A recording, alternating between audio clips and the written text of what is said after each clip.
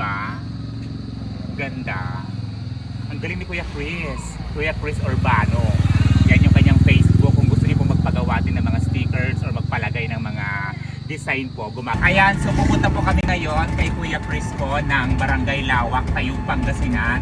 Dahil ipapakabit na po natin yung aking sticker po sa ating sasakyan. Ayan, so napakagaling po talaga niya, guys.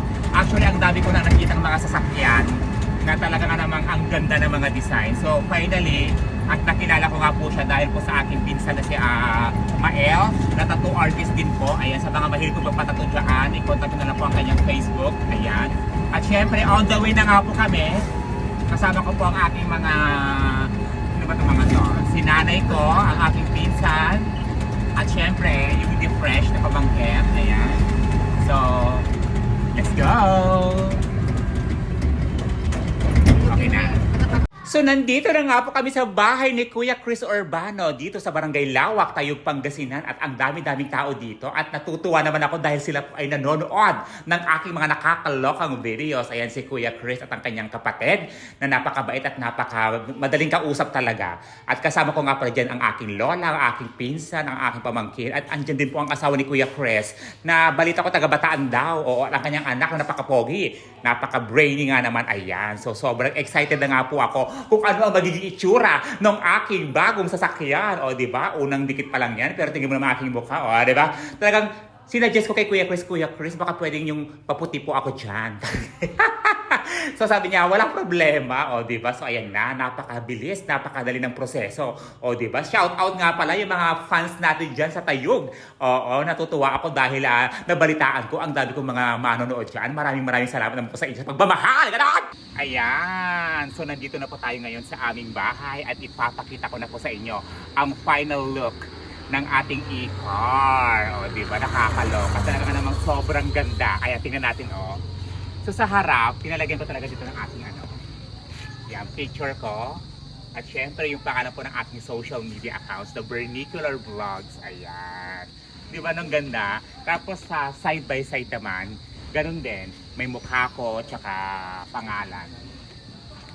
Ayan, o. O, di ba? Ganda. Ang galing ni Kuya Chris Urbano.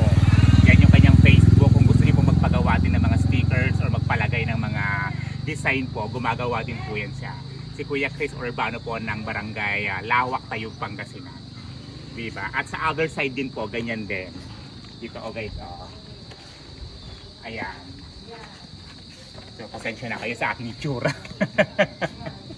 So, eto siya, o. Ayan. Diba? Ang ganda. Tapos, sa likod, syempre, ayan, Vernacular Vlogs, tapos yung mukha ko din. At syempre, yung mga social media accounts ko, yan, i-close up natin. Yan yung aking YouTube, TikTok, Facebook, Instagram. O, diba? Ang ganda. Tsaka ang nakakaloka, napakamura ng kanyang singil. Talagang sobrang mura. Oo, kaya very highly recommendable. Si Kuya Chris Urbano po. Ayan, i-search nyo na lang po sa kanyang Facebook kung magpapagawa po kayo. At ito nga pala guys, no, kung nakikita nyo, ayan, ang gumawa naman yan ay pinsan ko, si Franklin Padura Ancheta na taga San Nicolas, Pangasinan. Ayan, di ba, napakita mo ng buo. Ayan, di ba? Pati yung mga signature lines natin, yung mga pabili po, ano po yun, may ganon, mayas ka, nakakaloka. At syempre, yung mga social media accounts nandiyan din. Di ba, nakakaloka? So ayun na, gusto ko lang may share. Ano ba yan, yung fresh? So ayun na nga guys, nandito po tayo ngayon sa tindahan po namin at parang uulan na kasi nga po, tag-ulan na po ngayong buwan na to. Kaya sobrang thankful po ako kay Lord God for all the blessings po. Muli po, maraming salamat po sa lahat po ng mga patuloy pong sumusuporta po sa nag-iisang pinakamasungit na tindera sa social media. Again po, ako po si Bernie Batin, aka Vernacular Vlogs. Ganon! Nakakaloka!